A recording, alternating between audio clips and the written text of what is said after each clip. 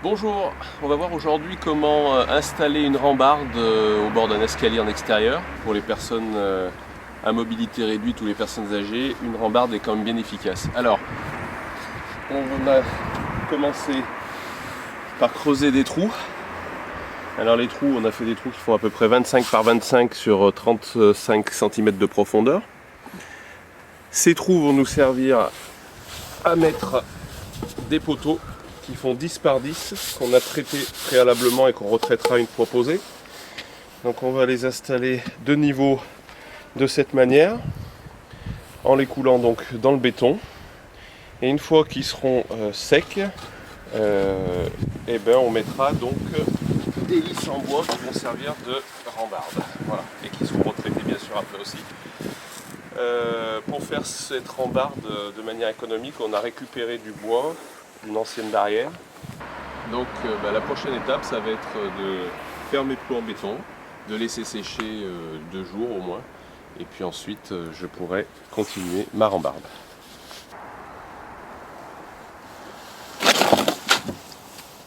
Donc je mets une semelle de béton au fond, ensuite je mets mon poteau. Pour l'instant je ne me préoccupe pas trop du niveau, je le mets juste qu'il tienne. Et après je garnis en en mettant bien de chaque côté pour que ça fasse bien un plot.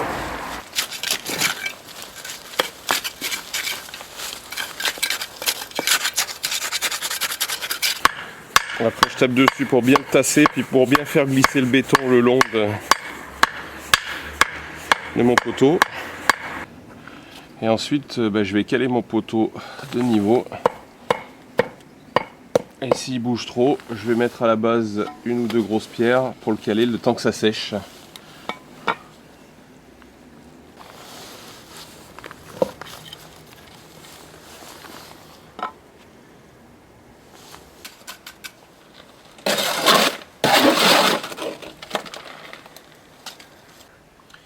Bon voilà, donc je vous retrouve 2 jours après, nos poteaux ont séché. Alors un petit truc, comme on est au début fin d'automne, plutôt début d'hiver, et qu'il fait un peu froid, pour couvrir mes plots de béton que j'avais fait là, j'ai mis de la scie en dessus, pour éviter que, comme les nuits sont un peu fraîches, bon il n'y a pas encore de vrai gelé, mais pour éviter que mes plots gèlent.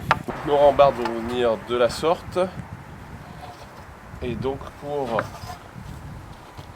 pouvoir les tracer, j'ai mis d'un côté une vis, ce qui va me permettre de la faire tenir, et de l'autre, je vais tracer donc ma coupe, puisque je vais couper à mi-poteau pour pouvoir faire démarrer l'autre. Alors il y a 2 solutions, soit on fait jusqu'à la longueur du poteau pour visser et on met l'autre rambarde dessus, mais moi j'aime pas tellement, je trouve que ça fait pas très joli. Soit on trace à moitié, on coupe et on fera la même chose pour l'autre partie.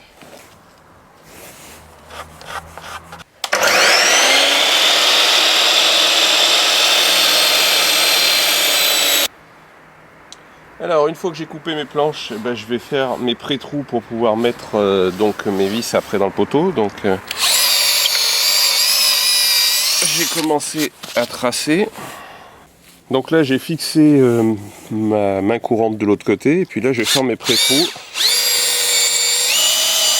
dans le poteau pour pouvoir fixer ensuite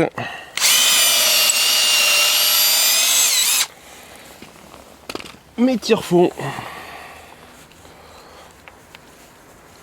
Voilà, donc on va mettre des tire-fonds comme ça, qu'on serre avec une clé.